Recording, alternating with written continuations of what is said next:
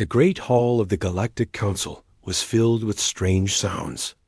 Clicking noises came from the insect-like Vorthik. The crystal beings called Etherians made soft ringing sounds. The tall, blue-skinned Zephyrians hissed through their nose. Slits, but the loudest sound was laughter. They were all laughing at the same thing. Ambassador Kethfer stood at the center of the hall. His blue skin was darker than most Zephyrians, and his forearms moved as he spoke. In his hands, he held a small device that showed pictures in the air above it. The pictures showed a small blue and green planet orbiting a yellow star. "Look at this," Kethfer said, pointing at the floating image. "The humans call this place Earth. They think they are ready to join us in space."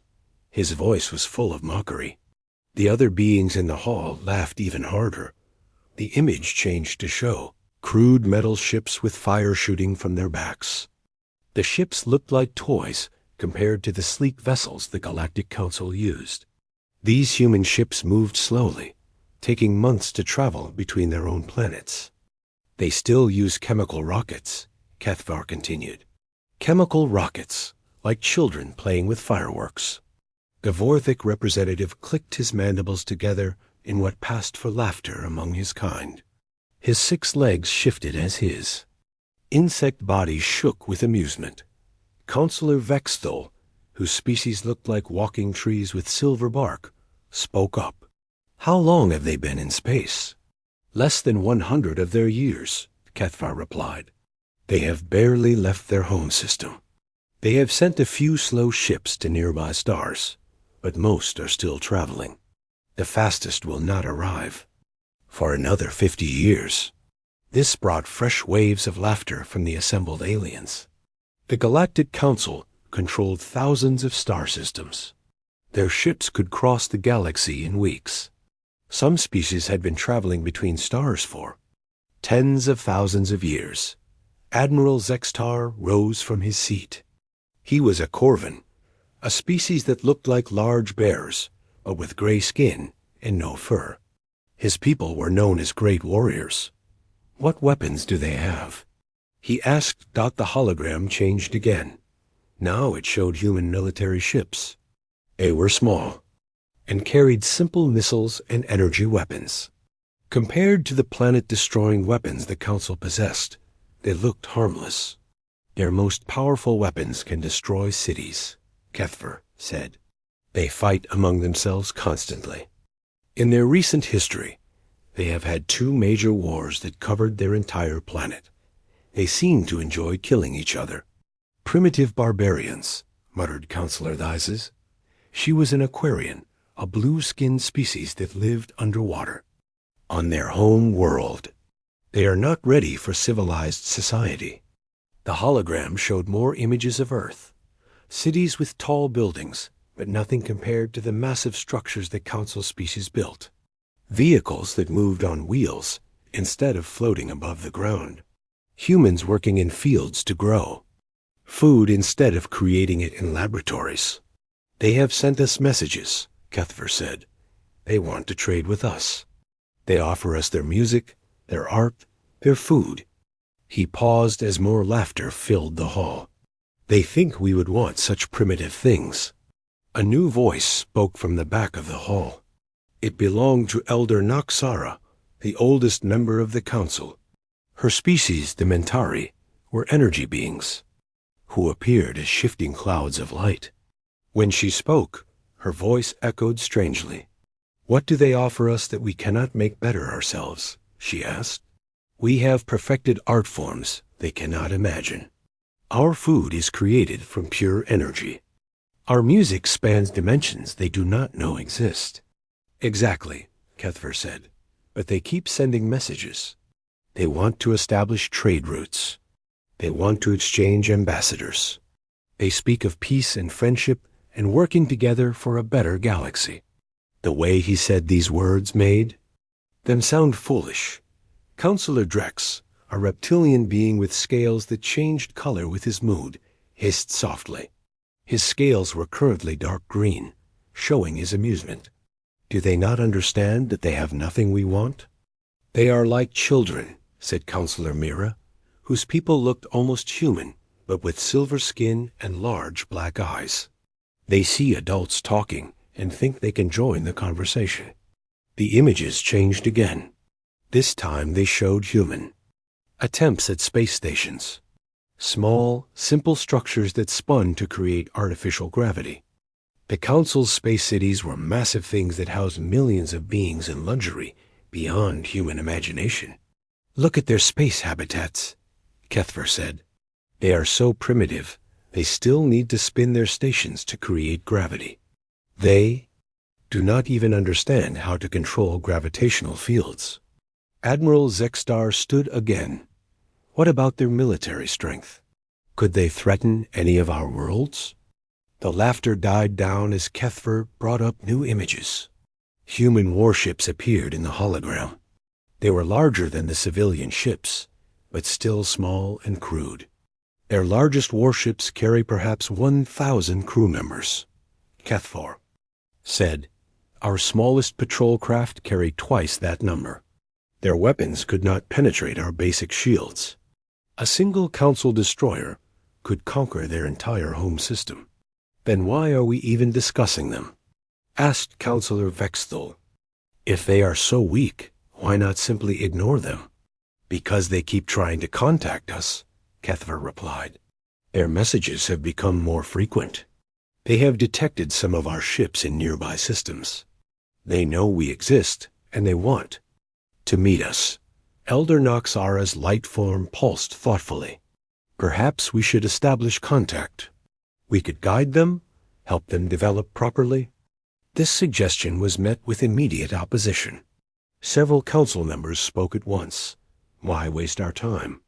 They would take centuries to become useful. Let them develop on their own. Admiral Zexstar raised a massive paw for silence. "I have reviewed their military capabilities," he said. "They are not a threat to anyone in this galaxy. They are barely evolved primates playing with fire in the cosmic dark. They will likely destroy themselves within a few centuries anyway. Their own history supports this," Kethvar added.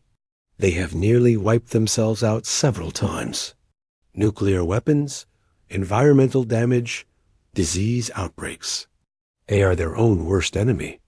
Counselor Drex's scales shifted to a yellowish color, indicating mild interest. "What if they do not destroy themselves? What if they continue to develop? Then, in 1,000 years, perhaps we can reconsider," Elder Noxara said. "But for now, they are simply too primitive to deserve our attention." The discussion continued. For another hour, some members suggested destroying humanity before they could become a threat. Others proposed enslaving them as a worker species. But most agreed that humans were simply not worth the effort. Finally, Admiral Zixtar called for a vote. All in favor of classifying humanity as a Category 5 primitive species? Every member of the council raised their hand, paw, tentacle, or manipulator appendage. The vote was unanimous.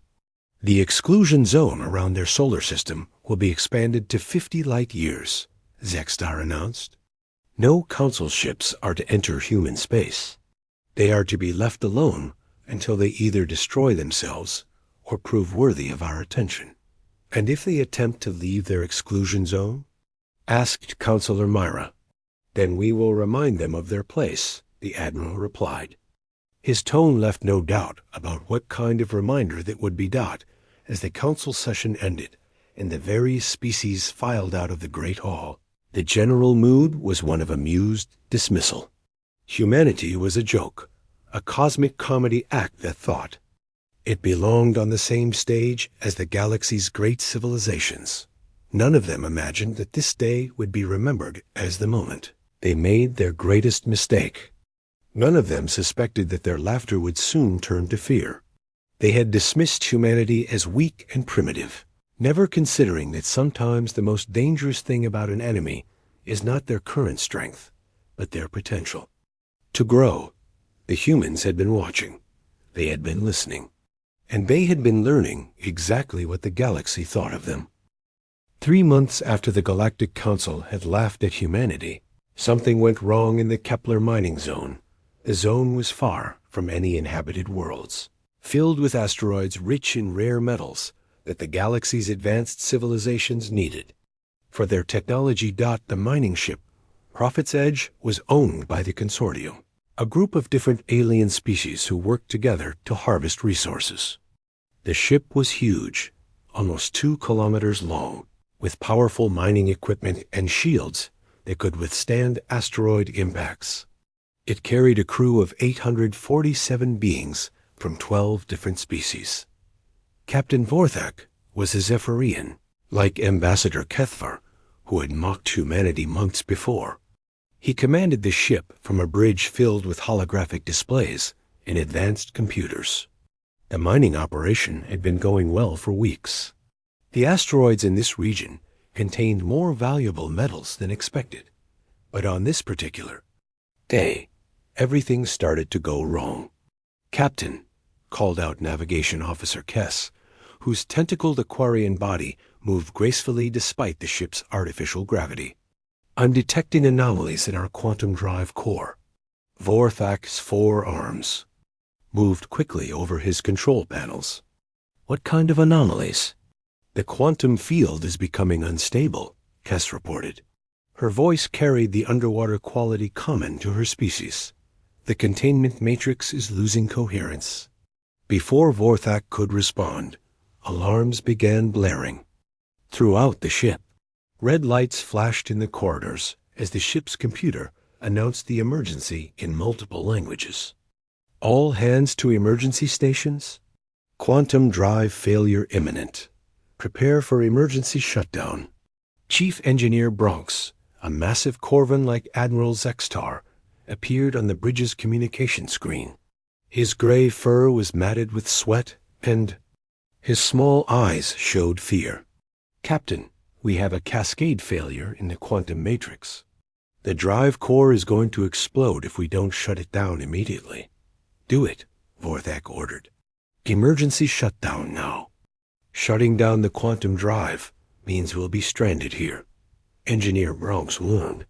"We don't have enough conventional fuel to reach the nearest Council world." "Better stranded than dead," the captain replied. The ship shuddered as the quantum drive powered down. The deep humming that had filled the vessel for months suddenly stopped, leaving an eerie silence. On the bridge, the navigation displays went dark one by one. "Drive is offline," Bronx reported. "But Captain, we have bigger problems. The cascade failure damaged our long-range communications array. We can't send distress signals beyond this system." Officer Kess checked her instruments. "Sir, our emergency beacon is working, but its range is limited. Any rescue ship would have to be within 50 light years to detect it." Vorthak felt his stomach drop. The nearest Council world was over 200 light years away. The mining zone was chosen specifically because it was isolated, far from normal shipping routes where pirates might attack. That isolation now meant death for everyone aboard. "How long can life support last?" he asked. "With 847 crew members, maybe 6 months if we ration everything strictly," replied Dr. Helix, the ship's Etherian medical officer.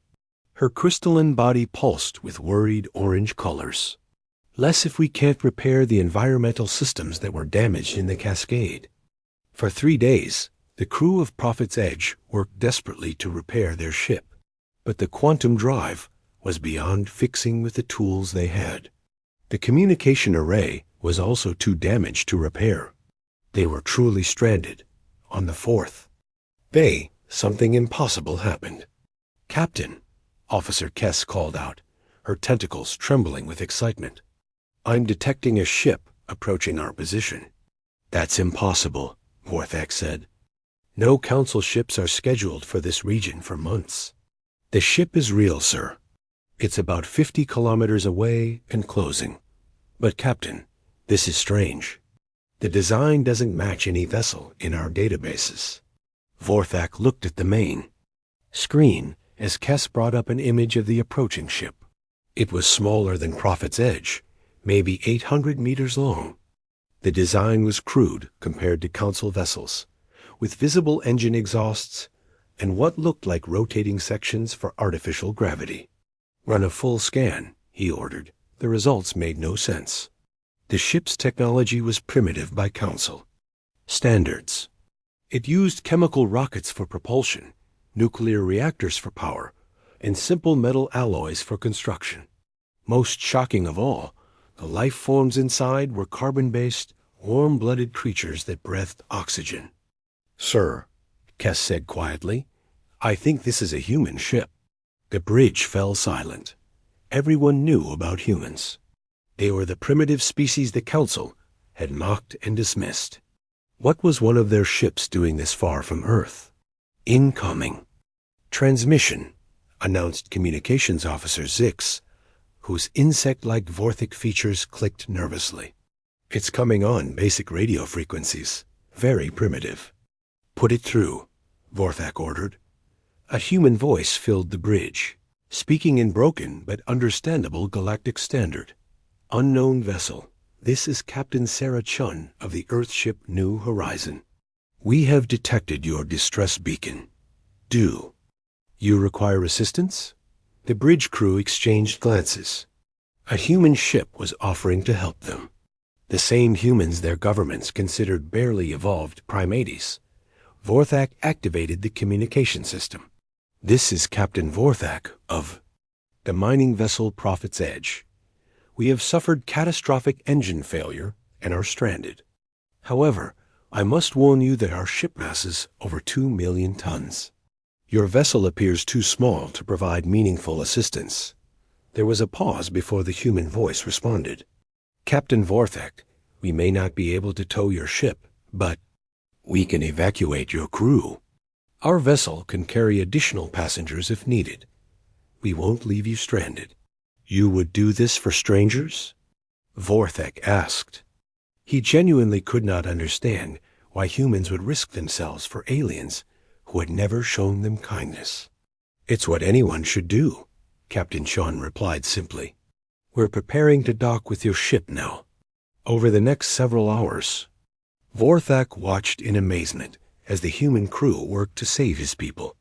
The New Horizon was indeed a primitive ship by Council standards, but its crew showed incredible skill and determination. Captain Chun was a small human female with dark hair and determined eyes. She wore a simple blue uniform without the elaborate decorations that Council officers preferred. When she came aboard Prophet's Edge, she immediately began organizing the evacuation with quiet efficiency. "We can take 200 of your crew in our passenger compartments," she explained to Vorthak. "Another 150 can fit in our cargo holds if we install temporary life support. The rest will have to stay here, but we can ferry them to safety in multiple trips." "That will take weeks," Vorthak protested. "Your ship will be at risk each time you make the journey." "Then we'll make as many trips as needed," Chun said firmly. "We don't abandon people in space." The evacuation began immediately. Human crew members worked alongside aliens to move equipment and prepare temporary shelters. Vorthak noticed that the humans treated every species with the same respect, whether they were talking to a crystalline Etherian or an insect like Vorthak. Dr. James Rodriguez, the New Horizons medical officer, worked closely with Dr. Helix to ensure that the ship's life support could handle the different atmospheric needs of various species. "We'll need to adjust oxygen levels for the Aquarians and increase humidity for the Vorthic," he explained. "It's not perfect, but everyone will be safe." During the first evacuation run, disaster struck. As the New Horizon was transferring the first group of survivors to the nearest Council station, the primitive navigation system failed. The ship emerged from hyperspace, too close to a gas giant's gravity well. "Emergency!" Captain Chun's voice crackled over the communication system. "We're caught in the planet's gravity. Our engines aren't powerful enough to break free." Without hesitation, 12 human crew members volunteered to spacewalk outside the ship and manually adjust the engine alignment. It was incredibly dangerous. Work in the intense gravitational field. A primitive human spacesuits offered little protection compared to Council equipment. The plan worked, but at a terrible cost. The gravitational stress and radiation exposure killed 8 of the 12 volunteers. 4 more died later from their injuries despite everything Dr. Rodriguez could do. When the New Horizon finally delivered the first group of survivors to Council space, the story of human sacrifice spread quickly. 847 alien lives had been saved, but 12 humans had died in the process. The survivors told their story to anyone who would listen. They spoke of human courage, of Captain Sean's determination to save every life, of crew members who volunteered for certain death to protect strangers.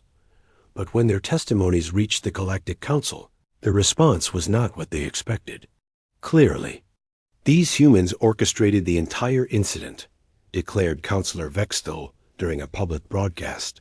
They probably sabotaged the mining ship themselves to create an opportunity for heroics. Ambassador Kethfor agreed.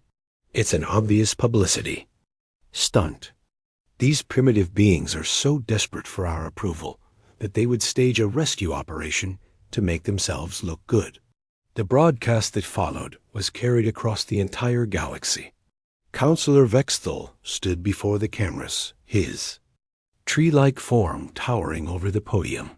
Citizens of the galaxy, he announced, do not be fooled by human. The silence from human space was immediate and complete. On the day after Councillor Vexthal's mocking broadcast, communication stations throughout the galaxy noticed something strange. The constant stream of human transmissions that had been growing stronger each year simply stopped. No more diplomatic messages asking for trade agreements. No more scientific data sharing. No more cultural exchanges or peace offerings. At first, nobody in the Galactic Council paid attention. They assumed the humans had finally accepted their place in the universe. Some species even celebrated what they saw as the end of annoying human interference. Good, said Ambassador Kethfor during a routine council session. Perhaps now they understand that children should be seen and not heard.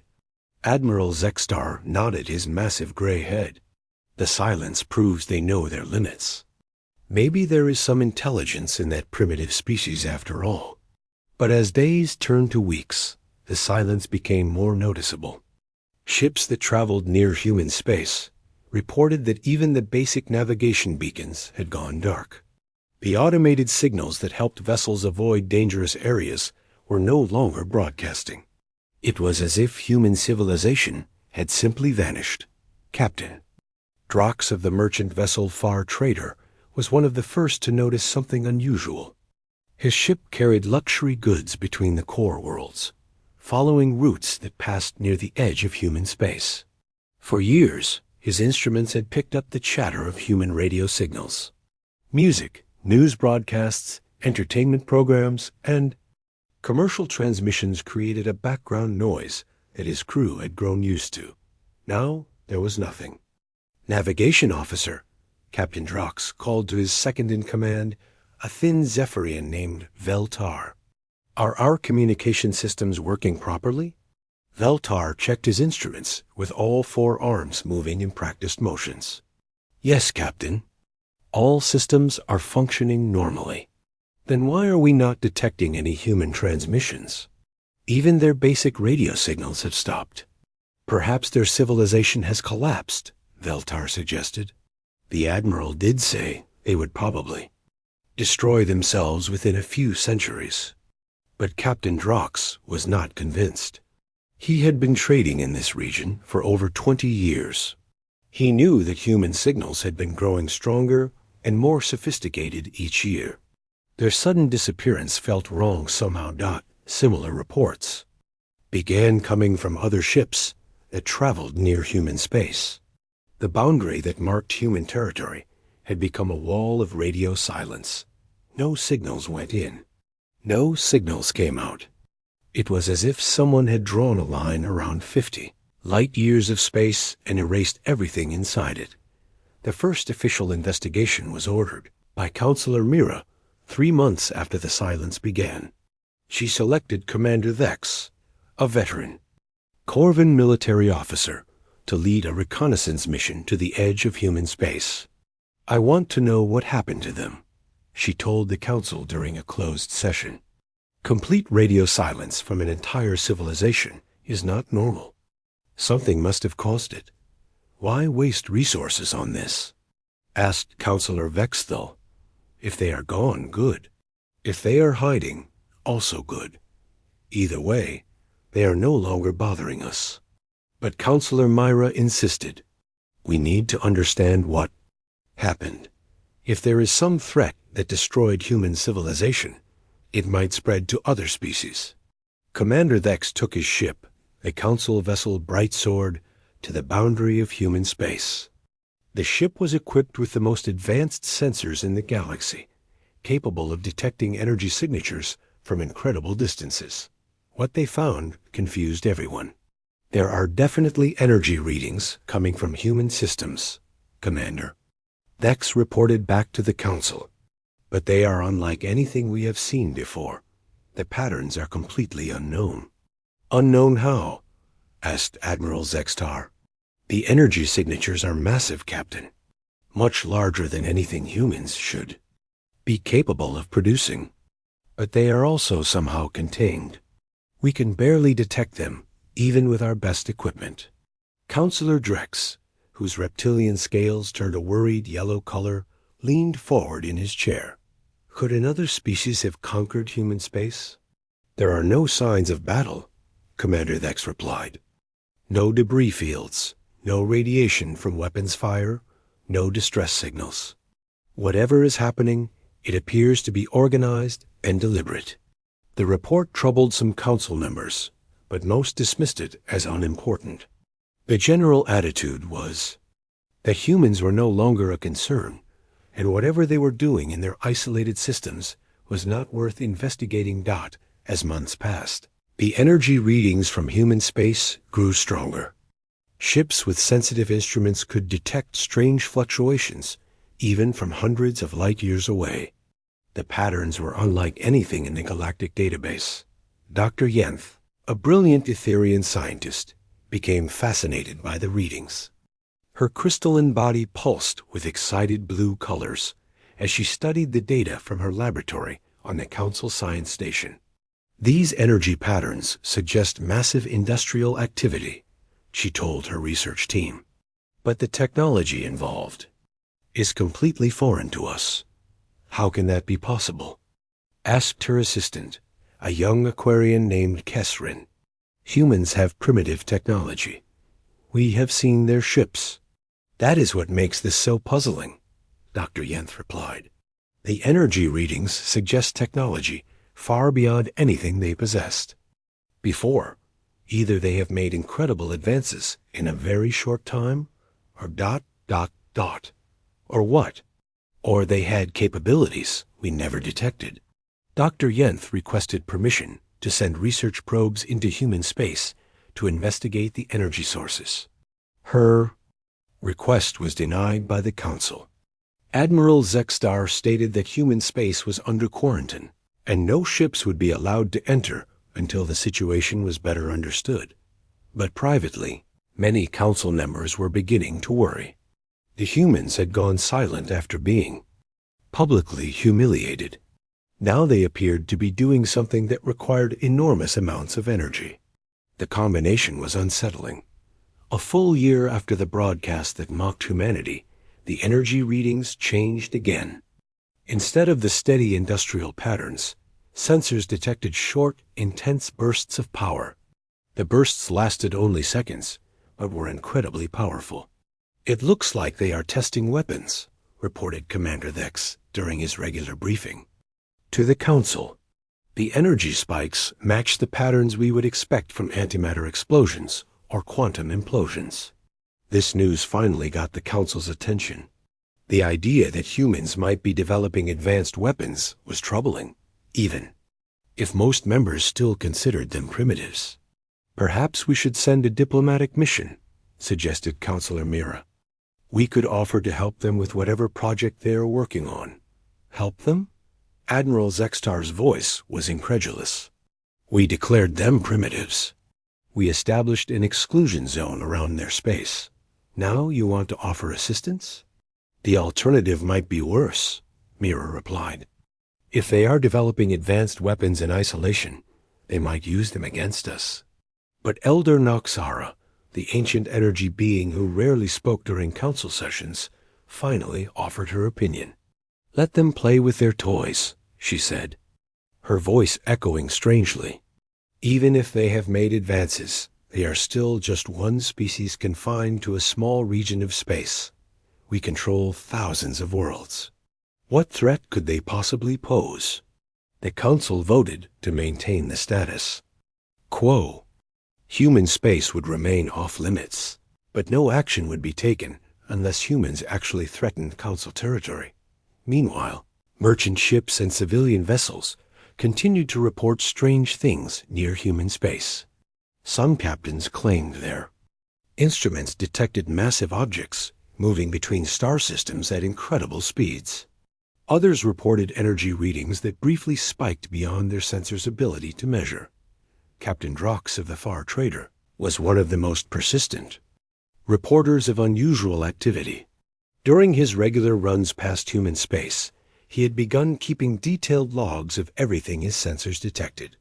The activity is increasing, he told anyone who would listen. Whatever they are building, it is getting bigger and more powerful. But his warnings were ignored. The general attitude among both council officials and civilian populations was that humans were irrelevant. Even if they were developing new technology, they were still confined to their small corner of the galaxy. Some species even began making jokes about human silence. Comedy shows featured skits about humans hiding in their rooms like embarrassed children. News programs ran stories about the vanishing primitives, who had finally learned their place in the universe, the betting pools that had started after the Council's original dismissal of humanity continued to operate. Most bets were still on when human civilization would collapse entirely. The odds strongly favored complete extinction within the next few decades, but a few observant individuals noticed troubling details. The energy readings from human space were not random. They followed specific patterns that suggested careful planning and organization. The power levels were increasing steadily, as if building toward some goal. Dr. Yenth published several papers, suggesting that humanity might be more dangerous than the Council believed. Her work was largely ignored by her colleagues, who considered her theories about primitive humans to be academic fantasy. As the second year of silence approached, long range sensors detected. The first detection came from Observation Station Gamma 7, a remote outpost at the edge of Council space. Lieutenant Zara, a young Aquarian officer working the night shift, was monitoring routine deep space scans when her instruments registered something impossible. Computer, confirm reading, she said, her tentacles moving nervously over the control panel. Confirmed, the station's artificial intelligence replied in its calm electronic voice. Large object detected at extreme range. Distance, 847 light-years. Velocity, 0.97 light speed. Mass estimate, unable to calculate due to sensor interference. Lieutenant. Zara felt her breathing apparatus flutter with excitement. Nothing natural moved that fast through space. She immediately sent an emergency transmission to Council Command. Command, this is Gamma 7. We have detected an unknown object approaching at near light speed. Request immediate investigation. The response came back within minutes from Admiral Zextar himself. Gamma 7, confirm your readings. Objects cannot travel at that velocity without quantum drives. Sir, readings confirmed. Object is decelerating now. Current velocity dropping to 0.85 light speed and continuing to decrease. At Council Command, alarms began sounding for the first time in over 50 years. Emergency protocols that had not been used since the last major war were activated. Senior officers rushed to the command center as data from Gamma 7 streamed across the main displays. "What are we looking at?" demanded Counselor Vexthal as he arrived at the command center. His tree-like form towered over the other beings gathered around the central holographic display. "Unknown contact, approaching from the direction of human." "Space," reported Commander Vex. "The object is massive, but our sensors cannot determine exact size or composition." Admiral Zexstar studied the readings with growing concern. "How massive?" "Initial estimates suggest at least 3 kilometers in diameter, possibly larger. But the strange part is that it seems to absorb our sensor beams. We can detect its presence, but we cannot scan its internal structure." Counselor Drex arrived, his reptilian scales shifting to a deep red color that indicated extreme agitation. Could this be some kind of natural phenomenon? A rogue planet, perhaps? "No, sir," Commander Vex replied. "The deceleration pattern is too precise. This object is under intelligent control." As word of the approaching object spread through Council space, panic began to set in. For centuries, the galaxy had been at peace.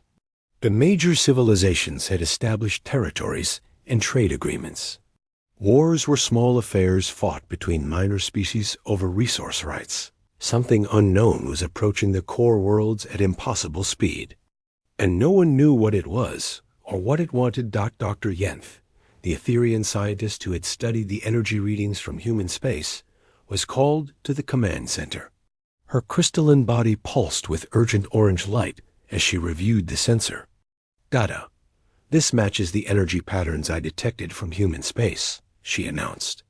"The absorption of sensor beams, the unknown propulsion system, even the size estimates are consistent with my projections." "You think this is human?" "Admiral," Zexstar asked. "I believe it is very likely," Dr. Yenth replied. "The timing cannot be coincidence. 2 years of silence from human space, massive energy readings, and now this object appears." Elder Noxara materialized in the command center, her energy form flickering with what appeared to be concern. "If this is human technology, how did they advance so quickly? 2 years ago, they could barely travel between star systems." "Perhaps they received help from another species," suggested Counselor Mira. "An unknown civilization that we have not encountered." But Dr. Yenth shook her crystalline head. "The energy patterns are unique. This technology does not match anything in our databases. It appears to be completely original." As the object continued its approach, more observation stations picked up the signal. The reports that came in were all consistent and all terrifying. The object was huge, moving at incredible speed, and seemed to be made of materials that defied analysis. "It's changing course," reported Captain Valsum from Observation Station Delta 3. "The object is adjusting its trajectory toward the Centaurus core systems." The Centaurus core systems were the heart of galactic civilization. They contained the Council's main government facilities, the largest trade centers, and the home worlds of several major species. If something was targeting that region, it posed a threat to the entire galactic community. "Deploy the home fleet," ordered Admiral Zexstar. "All available ships are to converge on the Centaurus systems immediately." The home fleet was the Council's most powerful military force. It consisted of over 500 ships, including massive dreadnoughts capable of destroying planets. The fleet had not been assembled in full strength for over a century. As ships from across the galaxy began moving toward the core systems, the mysterious object continued its steady approach. Long-range sensors tracked its progress as it passed star system after star system, never deviating from its course. "Estimated time to arrival in the Centaurus systems?" Admiral Zexstar asked. "At current deceleration rate, approximately 18 hours. Commander Vex replied. The news sent waves of fear throughout galactic civilization. On countless worlds, beings watched news broadcasts showing the approaching object. Scientists offered theories about what it might be. Military experts debated how to respond to an unknown threat. Some species began evacuating their citizens from the core systems. Others recalled their military forces to defend their home worlds. The carefully maintained peace that had existed for centuries began to fracture as fear took hold. In the council chambers, an emergency session was called. Representatives from dozens of species gathered to debate how to respond to the crisis. "We should attempt communication," argued Councilor Mira. "If this is an intelligent species, perhaps we can negotiate. And if they refuse to communicate?" countered Admiral Zexstar. "We cannot take the risk of allowing an unknown threat to reach the core systems." Councilor Vextel's bark-like skin darkened with anger. "We should destroy this object before it gets any closer. The home fleet has enough firepower to eliminate any threat." But Elder Noxara urged caution. "We know nothing about this object's capabilities. Attacking without understanding could provoke a response we are not prepared for." As the debate continued, the object passed the outer marker buoys that marked the official boundary of Council space. For the first time in galactic history, an unknown force had penetrated the heart of civilized space without permission. "All attempts at communication have failed," reported the Council's chief communications officer. "The object does not respond to any frequency or protocol. It continues on its current course without acknowledgement of our signals." The home fleet reached the Centaurus systems just as the object entered the region. Admiral Corix, the fleet commander, positioned his ships in a defensive formation around the most important worlds. "Unknown vessel, this is Admiral Corix of the Galactic Council Home Fleet," he broadcast on all frequencies. "You have entered Council space without authorization. Identify yourself immediately or face the consequences." No response came from the approaching object. As it drew closer, the true size of the mysterious vessel became apparent. It was not just 3 kilometers in diameter, as initial estimates had suggested. The object was a perfect sphere, nearly 5 kilometers across, larger than most space stations. "How is something that size even possible?" wondered Captain Drox, whose merchant vessel Far Trader was among the civilian ships fleeing the area. The engineering required to build such a structure would be beyond most civilizations. The sphere's surface appeared to be completely smooth, made of a dark material that seemed to absorb light itself. No windows, weapons, or communication arrays were visible. It looked more like a giant black ball than a spaceship. "I'm detecting massive energy readings from inside the sphere," reported the Home Fleet science officer. "The power levels are beyond anything we've ever encountered." Admiral Corix made the decision that would haunt him for the rest of his life. "All ships, prepare to fire. Target the unknown vessel's center mass." But before he could give the order to attack, something impossible happened. The sphere simply stopped. It had been traveling at tremendous speed, its momentum carrying it inexorably toward the core worlds. Nothing that massive should have been able to stop so quickly without tearing itself apart. Yet the sphere halted its forward motion, as if momentum and physics meant nothing to it. "Distance to target?" Admiral Corix asked. "Exactly 1 million kilometers from Council Station Alpha," his navigation officer replied. The precision was unsettling. The sphere had stopped at exactly the distance where it could observe the Council's main facility, while remaining outside the range of most defensive weapons. For 3 days, the sphere hung motionless in space. It did not respond to communication attempts. It did not move or show any sign of activity. It simply existed, a dark presence that reminded every being in the galaxy that something had changed forever.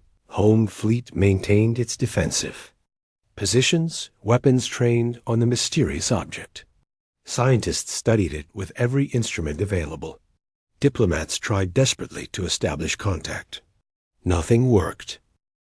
On the fourth day after the sphere's arrival, every communication device in the galaxy received the same signal at exactly the same moment. It did not matter if the device was turned on or off, connected to networks or isolated in deep space.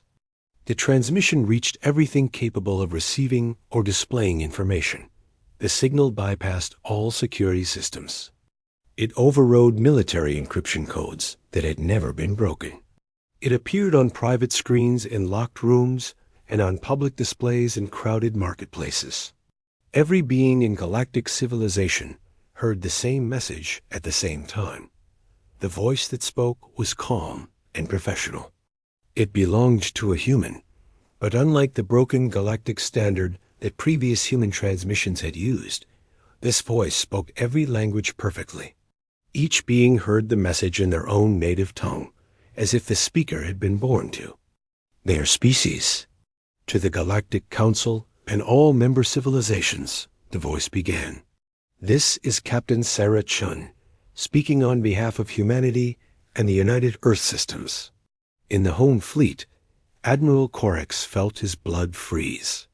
Every being in the galaxy knew that name.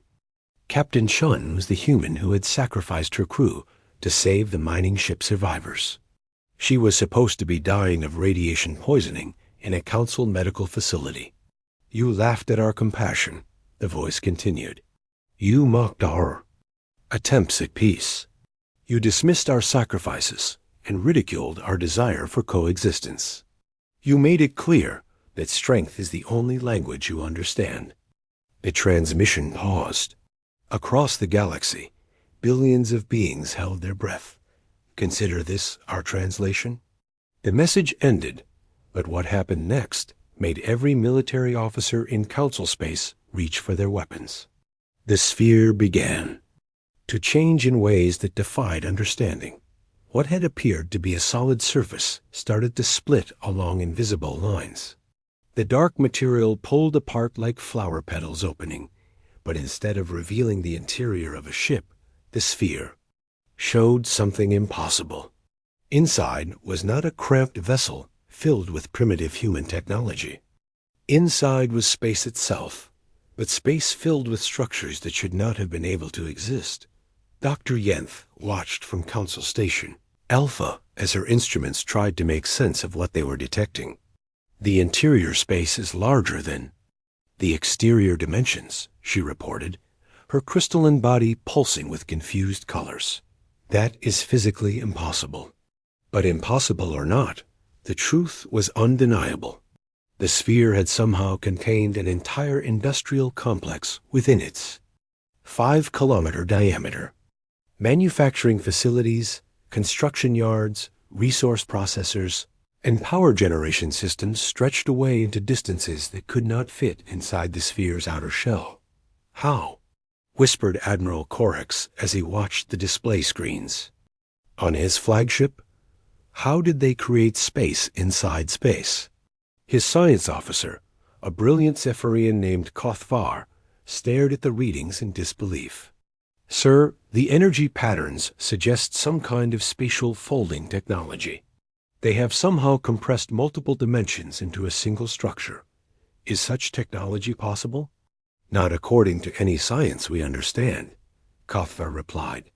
The mathematical complexity alone should be beyond any civilization, let alone humans. As the sphere continued to unfold, revealing more and more of its impossible interior, automated systems began moving throughout the vast space. Robotic workers, sleek and efficient, moved with purpose through the manufacturing areas. Assembly, lines that stretched for kilometers, began producing something. They're building ships, reported the home fleet's tactical officer.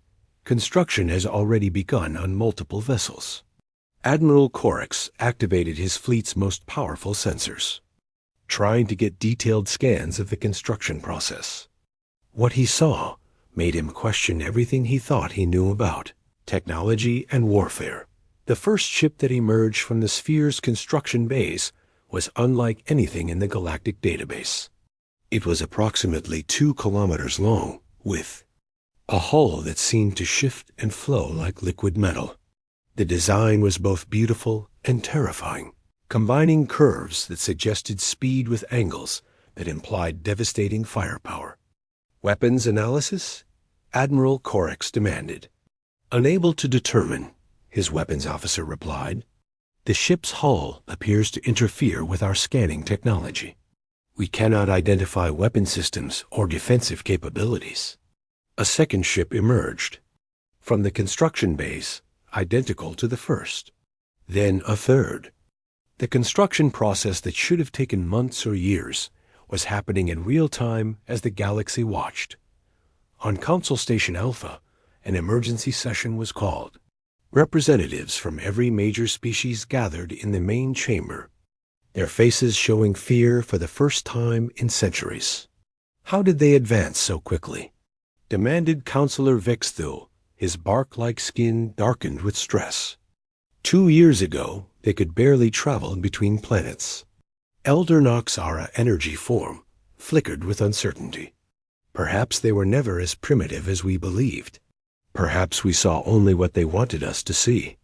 But Dr. Yenth had been studying the construction process through the station's most advanced instruments. Her analysis revealed something even more disturbing than advanced technology. The materials they are using, she announced to the assembled council. They are not mining asteroids or processing raw resources. They appear to be converting energy directly into matter. The chamber fell silent. Matter conversion on that scale required understanding of physics that most species had only theorized about. It was the kind of technology that civilizations spent thousands of years trying to develop. You are saying they can create anything they need from pure energy? Asked Counselor Myra. That appears to be correct, Dr. Yenth replied. They are not limited by resource availability or manufacturing capacity. They can build whatever they want, as quickly as they want. As if to prove her point, construction within the sphere accelerated. More ships began emerging from the building. Yards. Each vessel was different, suggesting that humanity was not mass-producing a single design, but creating a diverse fleet for different purposes. Some ships were clearly built for speed, their sleek hulls designed to move through space, like arrows. Others were massive and heavily armored, obviously intended for direct combat. Still others carried strange equipment that defied analysis. Current count of completed vessels? Admiral Corex asked his tactical staff. 17 ships and climbing, sir. Construction rate appears to be increasing. Counselor Drex, whose scales had turned a sickly green color, spoke the question that was on everyone's mind. How do we fight an enemy that can build an unlimited fleet? The answer came sooner than anyone expected. As the 20th human ship emerged from the sphere's construction base, all vessels suddenly aligned themselves in perfect formation. Without any visible communication or coordination, they moved as one unit with precision that suggested some kind of shared intelligence. Incoming transmission, announced the Council's communications officer. The same calm voice that had delivered the earlier message filled the chamber. Captain Sarah Chun spoke again, but now her words carried the weight of demonstrated power. We have learned much during our time in silence, she said. We learned that you respect only strength. We learned that compassion is seen as weakness in your civilization. We learned that the only way to earn your attention is to speak in terms you understand. The human fleet began to move, spreading out from the sphere in a pattern that clearly demonstrated their technological superiority. Ships that should have taken hours to accelerate reached full speed in seconds. Vessels that appeared solid suddenly became translucent, as if they could phase in and out of normal space. For 2 years, we rebuilt ourselves according to your values, Chon continued. You taught us that the universe does not care about warnings or diplomacy. You showed us that it only respects results. We chose to give you the same consideration you showed us. The fleet arranged itself in a formation that surrounded the entire Centaurus system. 30 ships had now emerged from the sphere, and each one took a position that gave them complete tactical control over the region. None. The single word carried more menace than any threat could have conveyed. The exclusion zone around Earth is now expanded to 500 light years, Chun announced. Any vessel entering human space will be considered an act of war. We suggest you update your files. Admiral Korix realized that his home fleet, the most powerful military force in the galaxy, was completely surrounded and outgunned by ships they could not understand or effectively fight against. Humanity is no longer a Category 5 species, Chun said, her voice carrying a note of cold satisfaction. We suggest you create a new category. The human ships began to demonstrate their capabilities. One vessel simply vanished from sensors, reappearing on the other side of the system in defiance of known physics. Another ship fired a beam of energy that carved a perfect spiral pattern in a nearby asteroid, showing pinpoint accuracy over impossible distances. A third ship created what appeared to be a miniature star, holding the nuclear fire in a containment field that should not have been able to exist. The message was clear. Humanity now controlled forces that could create or destroy on a scale the galaxy had never seen.